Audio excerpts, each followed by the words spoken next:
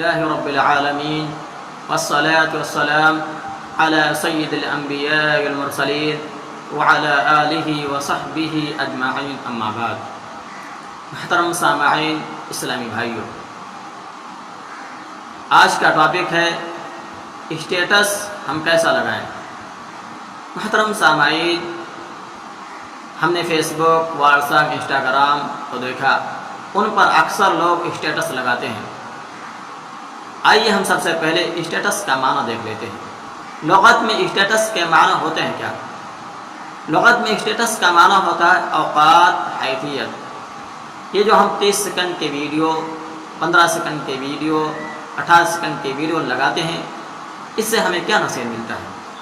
دوستو، ہمیں اس سے سبق ملتا ہے، ہمیں اس سے نصیحت ملتی ہے کہ انسان کی جو حیثیت ہوتی ہے، انسان کی جو اوقات ہوتی ہے، وہ 30 سیکنڈ سے بھی کم ہوتی ہے۔ زندگی کا کوئی بھروسہ نہیں کہ اس کی موت کب آ جائے، 1 منٹ میں یا 1 سیکنڈ کے اندر۔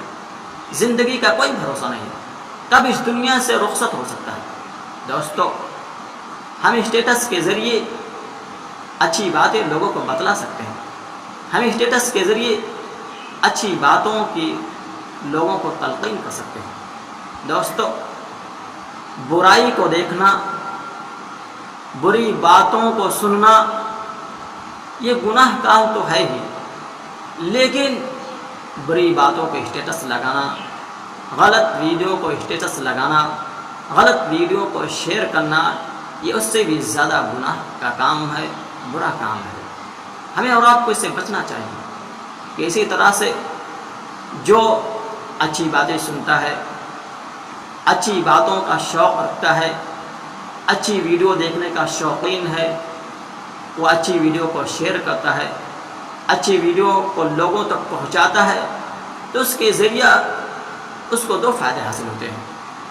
ایک تو یہ کہ اس کو خود ثواب ملتا ہے جب اچھی چیزیں دیکھتا ہے، اور پلس میں جب وہ دوسروں کو شیئر کرتا ہے، جب دوسرے لوگ اس کو دیکھتے ہیں، اس سے نصیحت حاصل کرتے ہیں، تو اس کا ثواب بھی پلس کے طور پر اس شخص کے بارے میں جوڑ دیا جاتا ہے۔ دوستو، تو ہمیں اور آپ کو سمجھ لینا چاہیے کہ اچھے اسٹیٹس لگانے سے ہمیں اور آپ کے نام اعمال میں بڑھوتری ہو سکتی ہے، اور اسی طرح سے برا اسٹیٹس لگانے سے ہمیں اور آپ کے نام اعمال میں کوتاہی ہو سکتی ہے، نیکیوں کی کمی ہو سکتی ہے، گناہ کا اضافہ ہو سکتا ہے۔